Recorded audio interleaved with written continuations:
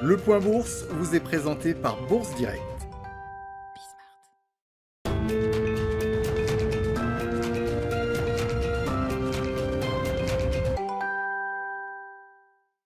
La tendance est en léger recul à la Bourse de Paris à la mi-journée. Le CAC 40 revient aux alentours des 5750 points.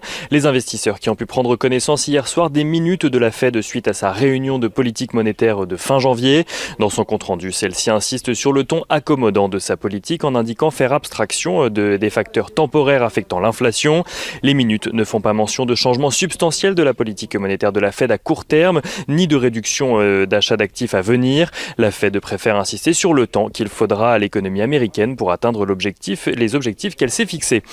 Il n'en reste pas moins que cette politique accommodante, couplée à la perspective d'un plan de relance aux États-Unis et les premières statistiques encourageantes au mois de janvier sur la reprise économique, font grimper les anticipations d'inflation. Le 10 years break-even rate, qui mesure les anticipations d'inflation à 10 ans, se situe aux alentours des 2,24% aujourd'hui, un niveau que l'indice n'avait pas atteint depuis 2014.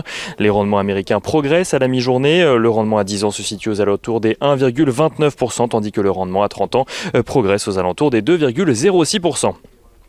Le pétrole continue sa progression ce matin et s'échange aux alentours des 64,5 dollars à la mi-journée pour le baril de Brent, tandis que le WTI se situe lui au-dessus des 61 dollars. La vague de froid qui a frappé les États-Unis ayant conduit à une réduction de près de 40% de la production de pétrole dans le pays.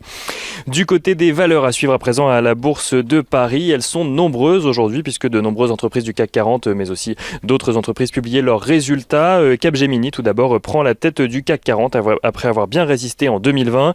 Le groupe de services numériques fait état d'un chiffre d'affaires en repli de 3% sur l'année, mais en progression de 12% si jamais on prend en compte la contribution d'Altran rachetée l'année dernière. La marge du groupe recule légèrement, même si son résultat net est en progression par rapport à 2019. Pour 2021, Capgemini vise une croissance comprise entre 7 et 9%, ainsi qu'une progression de sa marge opérationnelle dans un environnement incertain, mais en amélioration selon le groupe.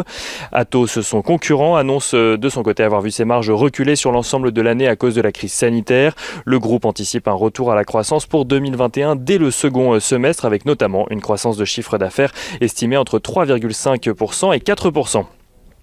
Carrefour fait état de son côté d'une croissance record en 2020 avec un résultat opérationnel courant de 2,173 milliards d'euros en hausse de 16,4%. Pour la suite, le groupe de distribution souhaite mettre l'accent sur les économies et veut réaliser près de 2,5 milliards d'euros d'économies de coûts supplémentaires en année pleine d'ici 2023. Carrefour qui va distribuer un dividende de 0,48 euros par action cette année au titre de 2020.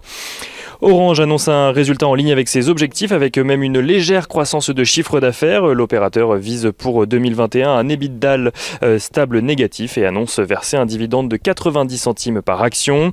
Airbus fait de son côté état de résultats lourdement affectés par la crise sanitaire. L'avionneur qui a consommé près de 7 milliards d'euros de trésorerie l'année dernière vise pour 2021 un retour à l'équilibre en termes de génération de flux de trésorerie et un bénéfice opérationnel ajusté de 2 milliards d'euros. Et dans le même secteur, Air France KLM annonce de son côté une perte de 7,1 milliards d'euros en 2020.